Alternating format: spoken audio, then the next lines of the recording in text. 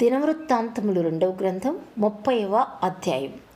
మరియు హిజ్కియా ఇశ్రాయేలీయుల దేవుడైన యెహోవాకు పస్కా పండుగ ఆచరించుటకై యెరూషలేములోనున్న యెహోవా మందిరమునకు రావలసినదని ఇశ్రాయేలు వారికందరికిని యూదా వారికందరికిని వర్తమానములను ఎఫ్రామీయులకును మనష్షే వారికిని పత్రికలను పంపెను. సేవకు చాలినంత మంది యాజకులు తమ్మును తాము ప్రతిష్ఠించుకొనకుండుట చేత జనులు యెరూషలేములో కూడుకొనకుండుట చేతను మొదటి నెలయందు పస్కా పండుగ జరగకపోగా రాజును అతని అధిపతులను యెరూషలేములోనున్న సమాజపు వారందరూ దానిని 2వ నెలలో ఆచరింపవలనని యోచన చేసిరి. ఈ సంగతి రాజునకును సమాజపు వారికందరికీ అనుకూలమాయెను.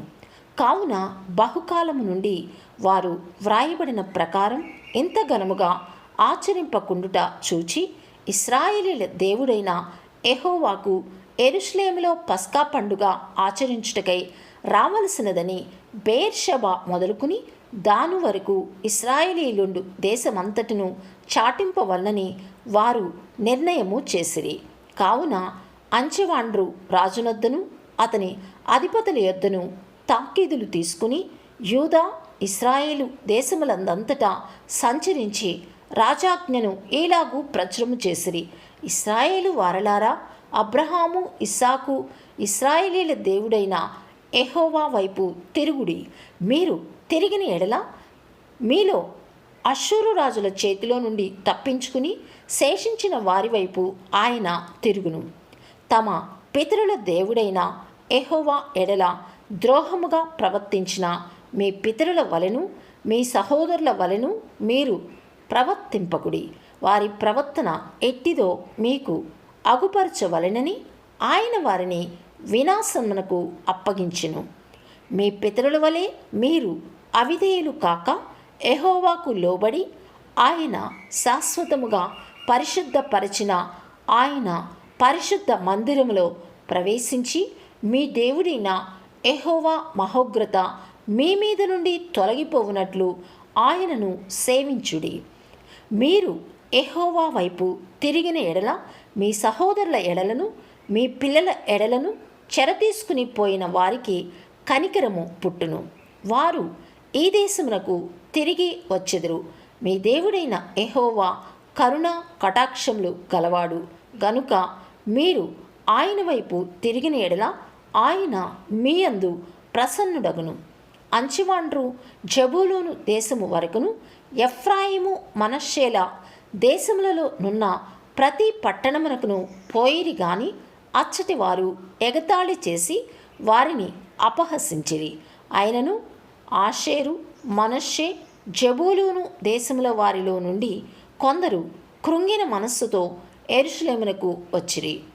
యెహోవా ఆజ్ఞను బట్టి రాజును అధిపతులను చేసిన నిర్ణయమును నెరవేర్చునట్లు యూదాలోని వారికి మనస్సు ఏకము చేయుటకై దేవుని హస్తము వారికి తోడ్పడెను. కావున 2వ నెలయందు పులియని రొట్టెల పండుగ ఆచరించుటకై అతి విస్తారమైన సమాజముగా బహుజనులు యెరూషలేములో కూడిరి.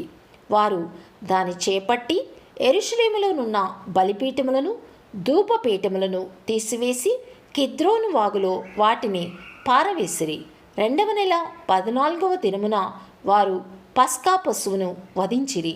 యాజకులను లేవీయులను సిగ్గునొంది తమ్మును ప్రతిష్ఠించుకుని దహనబలి పశువులను యెహోవా మందిరములోనికి తీసుకుని వచ్చిరి.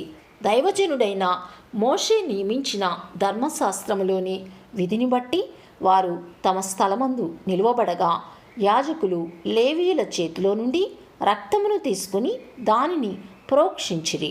సమాజకులలో తమ్మును ప్రతిష్ఠించుకొనని వారు అనేకులు ఉండుట చేత యెహోవాకు వాటిని ప్రతిష్ఠించుకొనని ప్రతివాని నిమిత్తం పస్కా పశువులను వధించు పని లేవీయులకు అప్పగింపబడెను. ఎఫ్రాయిము మనష్షే ఇస్సాకారు జబూలూను దేశముల నుండి వచ్చిన జనులలో చాలామంది తమ్మును తాము ప్రతిష్ఠించుకొనకయే విధి విరుద్ధముగా పస్కాను భుజింపగా హిజ్కియా పరిశుద్ధ స్థలము యొక్క శుద్ధీకరణము చొప్పున తన్ను పవిత్రపరచుకొనకయే తన పితరుల దేవుడైన యెహోవాను ఆశ్రయింప మనస్సు నిలుపుకొనిన ప్రతివాని నిమిత్తం దయగల యెహోవా ప్రాయశ్చిత్తం చేయునుగాక అని ప్రార్థింపగా యెహోవా హిజ్కియా చేసిన ప్రార్థన అంగీకరించి జనులను స్వస్థపర్చెను. యెరూషలేములోనున్న ఇశ్రాయేలు వారు బహు సంతోషభరితులై పులియని రొట్టెల పండుగను 7 దినములు ఆచరించిరి. లేవీయులను యాజకులను యెహోవాను ఘనపరచుచు గొప్ప నాదము గల వాద్యములతో ప్రతి దినము ఆయనను స్తుతించుచూ ఉండిరి.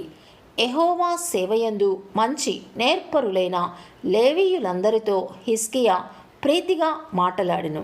వారు సమాధాన బలులు అర్పించుచు తమ పితరుల దేవుడైన యెహోవా దేవుడని ఒప్పుకొనుచు 7 దినములు పండుగ ఆచరించిరి.